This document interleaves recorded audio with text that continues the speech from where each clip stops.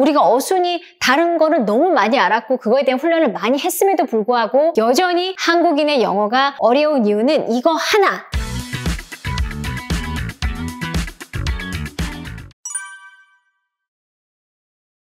저는 영어, 러시아어, 한국어를 하지요. 제가 통역을 할 정도로 많이 공부를 하고 훈련을 한 상태예요. 근데 언어마다 특성이 다르고 배울 때 좀 편한 언어가 있고 좀 힘든 언어가 있는데 그런 언어가 다른 거를 인지하지 않는 거? 그게 한국인들이 영어를 어려워하는 가장 큰 문제가 아닐까라는 생각이 들었어요. 예를 들어서 이런 거죠. 영화를 막 쉐도잉을 100번 하다 보면 좋아져. 저도 그런 줄 알았어요. 만약에 제가 20년 동안 사람들을 교육을 시켜보지 않았다면 저도 초보 강사 시절에는 쉐도잉 하세요, 쉐도잉. 듣고 따라하다 보면 언젠간 트여요. 라고 가르쳤던 시절이 있었어요. 너무나도 충격적이었던 건 그래도 안 되는 사람들이 있는 거예요. 만약에 안 되시는 분이 10명 중에 한 2명 정도만 안 됐다 라고 하면 뭐 그럴 수도 있지 라고 저도 했을 것 같은데 쉐도잉 방식으로 되는 사람이 4명 정도? 그때 이제 뭔가 잘못됐다. 여기서 이제 좀 충격을 먹었었죠. 왜 이게 이렇게 들리는 거예요? 하면서 파고 들어가고 시작을 해보니 일단 2가지가 있었어요.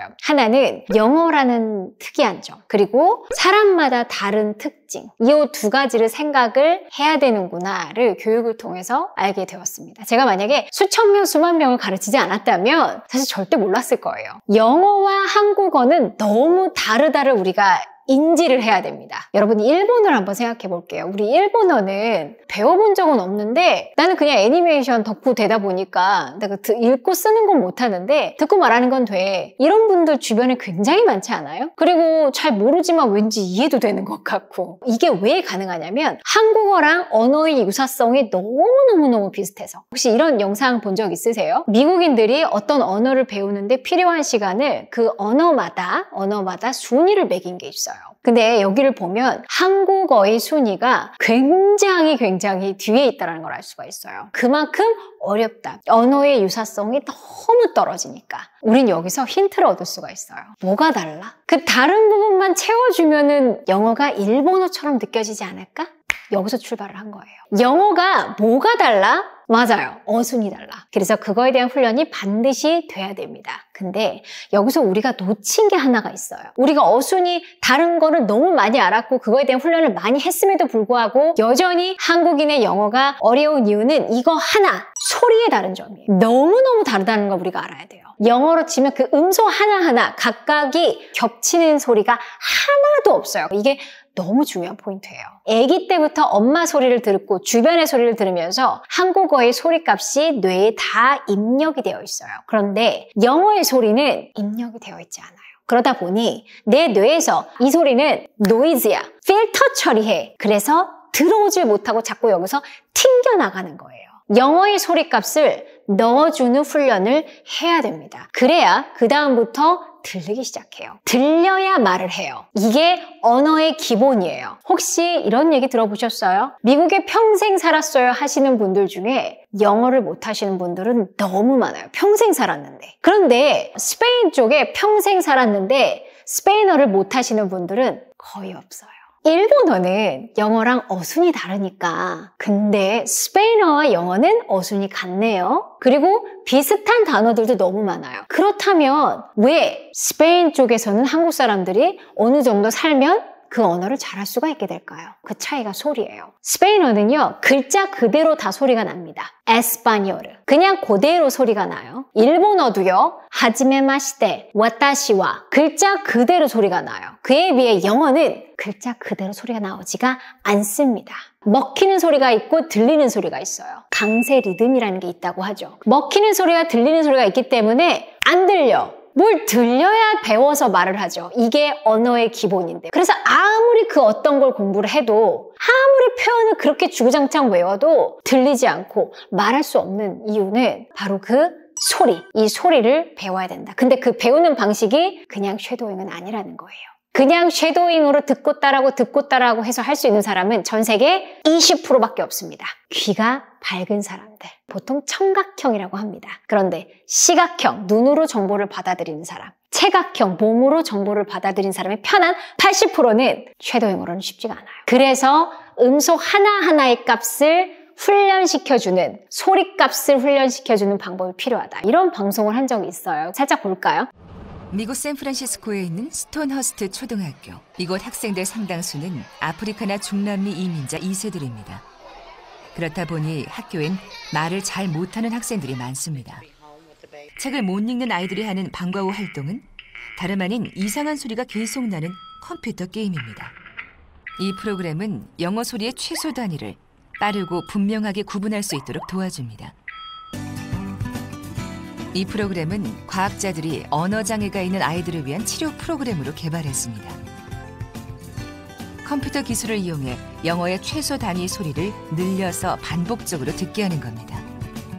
이쪽은 워낙 이민자가 많아서 학교에서 영어로 수업하는 게 굉장히 힘들다고 해요. 얘는 얼마나 고민이 많았겠어요. 영어로 수업을 하는데 못 알아들어, 태반이. 그래서 방과 후 활동으로 무슨 활동을 시켰냐면 그냥 컴퓨터로 영어 소리값을 계속 이거로 훈련을 시켰다고 합니다. 그리고 나서 성취도, 학습 성취도가 이렇게까지 많이 올랐다고 해요. 이게 바로 영어라는 거에 언어를 배우는 방식이라는 거예요. 그 다음부터 그러면 소리값만 배우면 끝나나요? 이거 아니라는 거죠. 소리 그리고 어순 이 두 개 다 잡아야 돼요. 제가 이거를 집으로 한번 설명을 해볼게요, 여러분. 아파트나 이런 집을 지을 때 제일 먼저 하는 일이 뭐예요? 땅을 다지고 막 포크레인 와가지고 막 하잖아요, 그죠? 그 기초 공사가 영어로 치면은 소리예요. 소리의 영어 기본값을 뇌에다가 박아주는 일. 그게 끝나면 뭐 하죠? 집안 다 다졌어요. 그 다음 뭐예요? 네, 철근 받고 막 골조 세운다고 하잖아요. 그쵸? 그게 바로 영어의 구조예요. 구조. 영어의 구조를 모르면은 아무리 내가 단어를 많이 알아도 세울 수가 없어요. 구조를. 그럼 뭐가 필요해요? 골조를 세워야 돼요. 영어라는 언어의 구조를 만드는 작업이 필요합니다. 그 작업이 제가 소리 블럭이라는 형태로 커리큘럼을 만든 거죠. 그러면 이 정도까지 하면요, 말을 할 수 있게 돼요. 문장을 만들 수 있게 됩니다. 그리고 들리기 시작합니다. 왜? 소리값을 배웠고 그 다음에 문장의 구조를 만드는 걸 배웠기 때문에 그 다음부터는 소리가 구조로 들려요. 그리고 음소 하나하나 다 꽂히게 됩니다. 그 다음부터 필요한 건 뭐예요? 인테리어라죠. 여러분들, 인테리어는 집집마다 똑같아요? 조금씩 다 달라요? 다 달라요. 왜 달라요? 취향이 다르니까 언어도 그렇게 접근을 하셔야 돼요. 질문 하나 할게요. 여러분, 우리나라 경제 요즘 어때요? 한국어로 한 10분만 얘기해 주세요. 아마도 경제 나쁘지 않나? 정도까지밖에 말한 분도 있을 것이고, 막 지금 뭐 유창하게 막 10분 동안 막 얘기하신 분들도 있을 거예요. 이 차이는 한국어의 차이인가요? 지식의 차이인가요? 지식의 차이죠. 그럼 내가 경제에 대해서 말 못하는 게 부끄러운가요? 뭐 어떻게 보면 부끄러울 수도 있고 아닐 수도 있어요. 근데 이건 내 전공 분야가 아니라는 거예요. 그러면 한국인들 만나면 서로 모든 사람들이랑 여러분 대화 막 잘할 수 있어요? 누구랑 잘할 수 있어요? 맞아요. 나랑 공통 관심사가 같은 사람이죠. 영어의 표현은 이렇게 접근하셔야 돼요. 그러면 나의 인테리어는 한 번 하고서 그 다음부터 안 바꿔요? 아니면 조금씩 계속 바꾸세요? 계속 바꾸시죠? 표현도 마찬가지예요. 올해는 내가 골프에 관심이 생겼어요. 그래서 막 골프를 치고 골프를 잘하는 미국인과 대화하고 싶어요. 그럼 뭐가 필요해요? 맞아요. 골프와 관련된 용어나 표현이 필요하지요. 그럼 그 사람이랑 내가 대화를 계속할 수 있을 거 아니에요. 그죠? 이게 표현이에요. 공통 관심사가 나랑 맞아야 돼요. 그 공통 관심사에 대한 표현을 평생 익혀나가야 합니다. 이게 제가 생각하는 로드맵이에요. 그러면 기본적으로 외국어는 1년 만에 끝낸다, 2년 만에 끝낸다는 안 돼요. 왜? 표현은 계속 나올 거고 여러분이 관심 있어 하는 분야는 더 많아질 거거든요. 그런데 우리의 문제는 뭐냐면 기초공사는 하나도 안 하고 지금 인테리어만 쌓고 있는 거예요. 무슨 표현이래 외워, 어디서 많이 쓰는 표현이래 외워, 여기에만 관심이 있는 거야. 기초공사 하나도 안 하고. 그러니까 어떻게 돼? 집이 자꾸 무너지죠. 아무리 인테리어 예쁘게 해도 비 오면 새고. 이게 우리가 겪는 문제점 아니겠어요? 막 열심히 했다고 막 표현 외워가지고 미국 갔는데 내가 말을 딱 했는데 pardon, sorry 이런 말 들으면 그 다음부터 하기가 싫어지는 거예요. 이게 바로 제가 아까 말한 비가 새는 느낌이에요. 왜? 기초가 쌓여 있어서 만들어지지 않았기 때문에. 문장의 구조를 만들 수 있게끔 만들어 놓는 거예요. 여기까지는 그렇게까지 많은 시간이 걸리지 않습니다. 근데 이걸 안 한 상태에서 여러분이 계속 영어를 하면 계속 이런 말을 하실 거예요. 선생님, 저는 영어 초보예요. 대부분의 한국 사람들한테 영어 어느 정도 하세요라고 하면 다들 초보라고 얘기하세요. 내가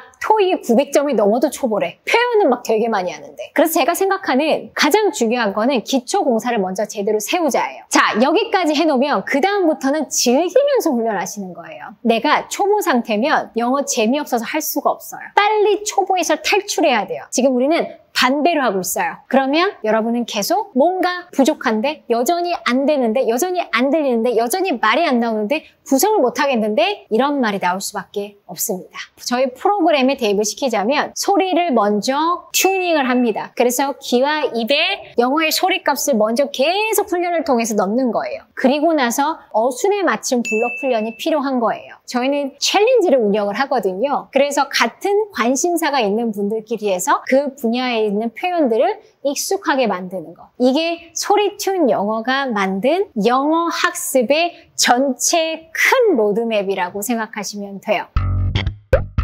여러분, 이 얘기 들어보니까 어떠세요? 내가 어떻게 해야 될지 알겠다라는 생각 들지 않으세요? 제가 이제 수강생분들께 이렇게 설명을 드리면 마음이 너무 편해진다는 말을 하세요. 이렇게 하면 평생 즐기면서 재밌게 할 수 있을 것 같아요 라는 말씀들을 많이 하세요. 영어는 정복의 대상이 아니라 나의 삶의 파트너예요. 동반자예요. 나랑 계속 같이 노는 친구라고 생각을 하셔야 돼요. 자, 그래서 기반을 잘 닦고 그 다음에 즐겁게 영어를 하자. 이게 제가 추구하는 언어를 배우는 방식이고 저도 지금 그렇게 하고 있습니다.